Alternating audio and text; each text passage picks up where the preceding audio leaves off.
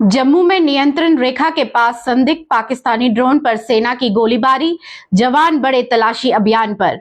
राजौरी में 2 गाड़ियों को टक्कर मार पलटी कैंटर बस, 1 की मौत, 22 जख्मी, घायलों में छात्र भी शामिल।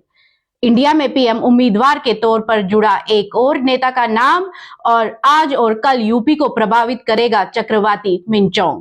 नमस्कार, आप देख रहे हैं द राइट न्यूज और मैं हूं हिमाग्नि मोजा और मैं आपके सामने प्रस्तुत हूं फिर से एक बार देश प्रदेश की खबरों के साथ। पर इससे पहले कि हम आगे बढ़े, जल्दी से कीजिए हमारा चैनल सब्सक्राइब ताकि ऐसे ही मजेदार फैक्ट्स के साथ आप आगे बढ़ सके। अब बात करें खबरों की तो सबसे पहले बात करते हैं प्रदेश की। सेना के जवानों ने मंगलवार शाम अखनूर सेक्टर में नियंत्रण रेखा के पास एक संदिग्ध पाकिस्तानी ड्रोन पर कुछ राउंड फायरिंग की। सेना की ओर से बताया गया है कि आगे बटल इलाके में घटना के बाद सेना और पुलिस द्वारा बड़े पैमाने पर संयुक्त तलाशी अभियान चलाया जा रहा है। अधिकारियों ने कहा कि सतर्क सेना ने शाम करीब 6:30 बजे के बीच एक संदिग्ध ड्रोन की गतिविधि पकड़ी और उसे गिराने के लिए कुछ राउंड फायरिंग की। अंधेरे के कारण ये पता नहीं चल पाया है कि ड्रोन वापस गया या नीचे गिर गया। पुलिस के साथ सेना ने ड्रोन या उसके पेलोड जैसे हथियारों, नशीले पदार्थों और घन की जांच के लिए तुरंत एक बड़ा अभियान चलाया है। अभी ये जानकारी नहीं मिली है कि तलाशी अभियान में कुछ मिला है या नहीं। बात करें प्रदेश की दूसरी खबर की तो जम्मू संभाग के जिला राजौरी में सड़क हादसा हो गया है। इस हादसे में 22 यात्री घायल हो गए हैं जबकि एक यात्री की मौके पर ही मौत हो गई है। हादसे का पता चलते ही पुलिस और आसपास के लोग मौके पर पहुंचे। घायलों को इलाज के लिए अस्पताल में ले जाया गया है। घायलों में विद्यार्थी भी शामिल है। जानकारी के अनुसार पुंछ राजौरी राजमार्ग के अंतर्गत मंजाकोट से राजौरी आ रही कैंटर बस यानी मिनी बस पलटने से मौके पर काफी लोगों को गंभीर चोटें आई है, जिनमें से घटनास्थल पर एक ने दम तोड़ दिया है। अन्य घायलों को जीएमसी राजौरी उपचार के लिए पहुंचाया गया है। पुंछ राजौरी राजमार्ग के अंतर्गत ठंडी कस्सी राधा स्वामी भवन के पास ये हादसा पेश आया है। कैंटर मिनी बस में स्कूली बच्चे समेत कुल 35 लोग सवार थे, जिनमें से 22 घायल हो चुके हैं। वहीं बात करें अगर देश की खबर की तो भाजपा नीत राष्ट्रीय जनतांत्रिक गठबंधन यानी एनडीए को 2024 के लोकसभा चुनाव में चुनौती देने के लिए बने विपक्षी गठबंधन इंडिया की अगली बैठक जल्द होने वाली है। जब से 26 विपक्षी दलों का भारतीय राष्ट्रीय विकासात्मक समावेशी गठबंधन यानी इंडिया बना है, तभी से भाजपा निशाना साध रही है कि इस गठबंधन का पीएम चेहरा कौन होगा। इस पर उद्धव बाल ठाकरे के नेतृत्व वाली शिवसेना के सांसद संजय राउत ने कहा है कि पीएम के चेहरे पर चर्चा की जाएगी। वास्तव में एक चेहरा होना चाहिए। सांसद संजय राउत ने कहा, इस पर चर्चा होगी। इंडिया एक गठबंधन है, ये तानाशाही से चलने वाली गठबंधन नहीं है।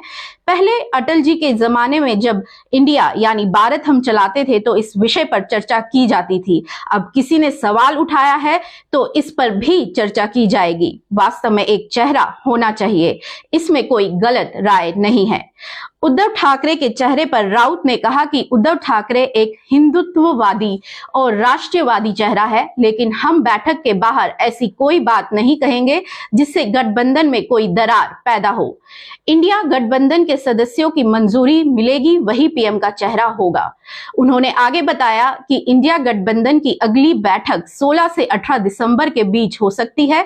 इस दौरान पीएम का चेहरा सहित कई बातों पर चर्चा होगी। उन्होंने आगे कहा कि भारत गठबंधन की बैठक आज होनी थी, लेकिन कुछ प्रमुख नेता मौजूद नहीं हैं। ममता बनर्जी के घर में शादी है, वहीं एमके स्टालिन अपने बाढ़ प्रभावित राज्यों में राहत अभियान में व्यस्त हैं। इसके अलावा नीतीश कुमार की तबीयत ठीक नहीं है और अखिलेश यादव के पास फिलहाल समय नहीं है। इसलिए ये बैठक 16 या 18 दिसंबर को होगी।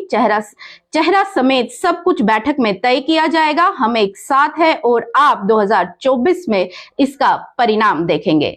वहीं बात करें देश के मौसम की और आज की अंतिम खबर की तो चक्रवाती तूफान मिनचोंग मंगलवार की दोपहर में दक्षिणी आंध्र प्रदेश के तट को पार कर गया है। इसके उत्तर की ओर बढ़ने का आसार बुधवार और बृहस्पतिवार को प्रदेश के विंध्य क्षेत्र व आसपास और दक्षिण पूर्वी उत्तर प्रदेश को प्रभावित करने के पूरे आसार है। आंचलिक मौसम विज्ञान केंद्र के वरिष्ठ मौसम वैज्ञानिक अतुल कुमार सिंह के मुताबिक 6 और 7 दिसंबर हल्की से मध्यम बारिश प्रभावित इलाकों में हो सकती है। पूर्व उत्तर प्रदेश में अलग अलग स्थानों पर बारिश गरज के साथ बौछारें पड़ने की संभावना है। पश्चिमी यूपी में मौसम खुश्क रहने के आसार है। 7 दिसंबर के बाद मौसम खुश्क रहेगा। मौसम विज्ञान के मुताबिक 7 दिसंबर से 10 दिसंबर तक मौसम खुश्क रहेगा, लेकिन फिर 11 दिसंबर से एक पश्चिमी विक्षोभ सक्रिय होने से मौसम बदलेगा। मंगलवार को मौसम प्रदेश में सामान्य रहा। 1 या 2 स्थानों पर मध्यम व हल्की कोहरा छाया रहा। पश्चिमी उत्तर प्रदेश में भी कहीं कहीं हल्का कोहरा रहा। अधिकतम तापमान वाराणसी में 30 डिग्री रहा, जबकि न्यूनतम तापमान 10.5 डिग्री सेल्सियस बरेली में दर्ज किया गया। ये थी आज की कुछ विशेष खबरें। कल फिर आपके सामने प्रस्तुत होंगे कल की कुछ विशेष खबरों के साथ। तब तक के लिए मुझे और मेरी वीडियो जर्नलिस्ट प्रिया भट्ट को दीजिए इजाजत। बने रहे द राइट न्यूज के साथ। लाइक कीजिए, सब्सक्राइब कीजिए, शेयर कीजिए, कमेंट जरूर कीजिएगा। नमस्कार।